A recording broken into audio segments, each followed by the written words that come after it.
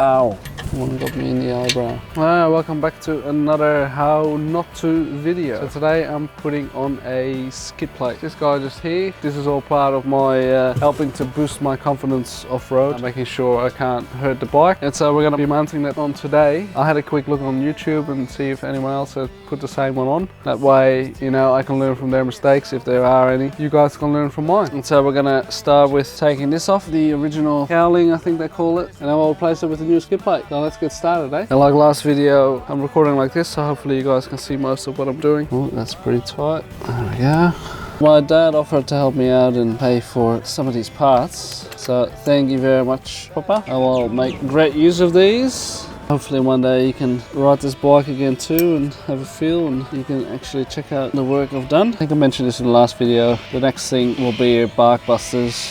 And once I've got that, then I'm sort of set for most road conditions, and then, you know, one day I might even look into getting proper tyres. At the moment I still run the road tyres, which are serving me well, as I probably ride 95% of the time I ride on the road, so it kind of makes sense for me to do that. Okay, so there's only two pieces to this whole setup. One of them is a bracket that goes underneath. I have to undo a bolt. I already went wrong this afternoon and I didn't know that I actually had to use the side stand. I had to get the bolt off the side stand, so I actually had to get it up on this, and I didn't have a second person to help me, so I ended up having to do something else for the time being. But now it's all up and ready to go, so now I need to see how I can take it off. Size are we looking at? I think one size up. Something to mention is so the brand is Ravetech and their manual is not great, or I thought it wasn't great because I couldn't really work out what they were trying to say. That's part of the reason why I went on YouTube to actually have a look. Which way do I turn? I always get confused when I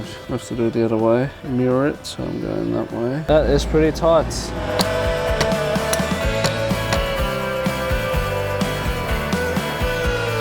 Not sure if it's recommended to do it this way, but what I'll be doing is I'll attach everything loosely, make sure it all lines up, and then I might get some Loctite going, and then it'll be set to go.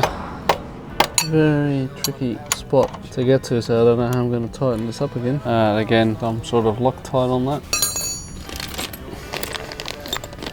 Got a few washers around, so it goes with that. We've got two washers there, different size, which means I guess I'll take the old washer, pop that one there, and then so one side sticks out versus the other, and that will be on the exhaust side. This side is on the kickstand side. So I'll pop that in there, give it a little screw, make sure that's all good. I'll go over to the other side and have a look what we need over there to undo it. So it's that guy there, which we might need a socket for. So this one's a bit more accessible. That one is much easier. There we go. Also a bit of Loctite. Two washers in there. Now, the video I saw, the bloke had a problem that he couldn't get the washer off, and it seems like I might have the same problem. Oh, that sucks. What we might have to do is cut that off. I'll see if I have tools for that. I don't actually know.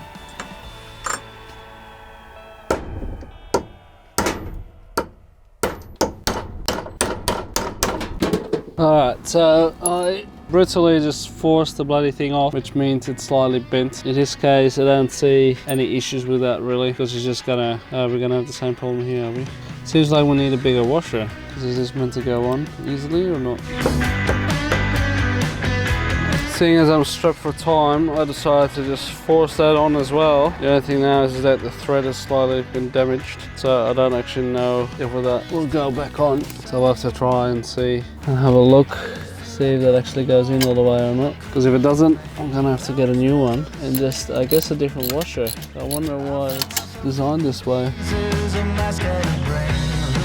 I had a look earlier on today, look at the manual, and I couldn't really work out what was going on. The photos it shows are done quite badly. I found the video was a lot better, so I could actually see more what was going on. But I'll just double check, make sure I'm doing the right thing here. So those photos are not too bad. It was just when I had no idea what I was looking at. These ones are a little bit harder. Remove the front side, stand mounting bolt and exhaust. Mounting bolt, fit the rear mounting bracket using the existing 12mm washer. Put a bolt in, and then that's the next step. So all I'll just do is loosely attach that. It doesn't actually show you. I'd imagine it will just be like this.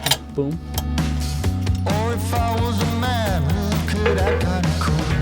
So that's going to attach like that, and then at the top it will attach attach somewhere along there. Well, actually, it's going to be on the inside, just like that. Run along to the back. I think that will line up quite well. You can probably just go straight, have it level, and then pop that on there. Perfect. Now I'm gonna have these attached. I'll put some blue tack on them, so it's not gonna go anywhere. And then I'll do the same with all the other parts. There we go.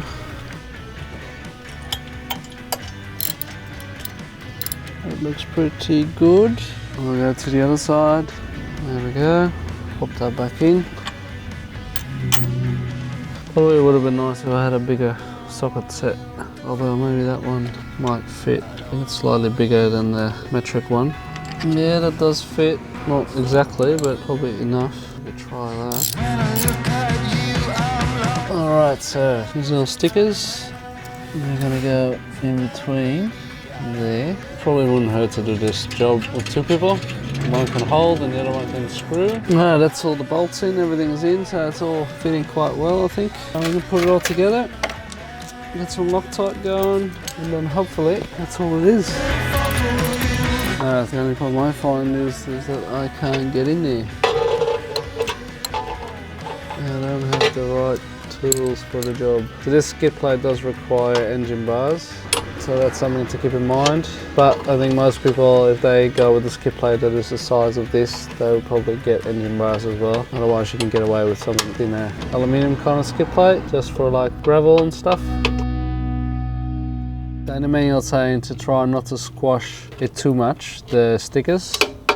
So I'm guessing that would help out with the vibration. I think that will be a long-term thing to work out to see if that's the case or not, but I think that's about it. We're going to do these ones down here. I think then we're good to go. Just before the sun is about to set, or it's already set behind the mountains over there. So we'll quickly get these ones in. I think we might have to call it a day. The muzzies are coming out to play. Ow. One got me in the eyebrow. The muzzies love me, unfortunately. Son of a bitch. Let's just try and be quick, eh? That looks good. Oh, there's GoPro number 1 turning off. This one doesn't want to line up. This one's a little bit harder to get on, maybe because it's the last piece. Putting it all together. There we go. Beautiful. Whew. All done. The sun is gone. Thank you for watching this video. Hope you liked it. If you disliked it, you know what to do. I think it worked out really well. Just remember, if you do end up doing this, you do need someone to give you a hand with getting the wheel up. Other than that, very easy job. Yeah, just the bolt and the washers on the right side of the bike is a bit weird. I'm sure you can work that out as well. Other than that, I think it's a pretty good job, so I'm very keen to try it out very soon. I hope to see you then. Thank you for joining me on my journey, and once again, Dad, thank you very much for supplying the parts, and I'll make sure I make good use of it. See you guys next time.